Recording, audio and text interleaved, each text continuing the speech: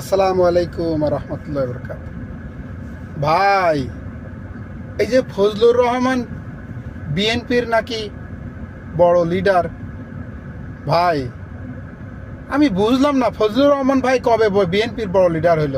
তার আমল নামা চেক করে দেখলাম, সে 1986 সালে যখন এরশাদের আমলে আওয়ামী লীগ প্রতিশ্রুতিবদ্ধ হয়েছিল যে কেউ তার এরশাদের আমলে এরশাদের আন্ডারে কেউ ভোটে যাবে না, সেই সময় সেই ওয়াদা ভঙ্গ করে আওয়ামী লীগ এরশাদের আমলে একা একা ভোট করেছিল এরশাদের সঙ্গে। তার আমল নামা চেক করে দেখলাম সেই ভোটেই সে শুধু পাশ করেছে, বাকি বেশ কয়েকবার দেখলাম আওয়ামী লীগের নিয়ে সে নমিনেশন করে বাকি রেজাল্টের কথা আমি নাই বা বললাম। আমার মনে হয় একবার না দুবার সে বিএনপিতে ভোট করেছে, সে আবার বিএনপি কবে হইলো?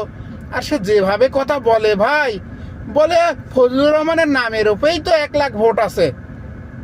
আমি বুঝলাম না সে এত বড় বিএনপির লিডার কবে হইলো। আপনারা কে কি মনে করেন একটু জানিয়েন ভাই প্লিজ। Thanks you.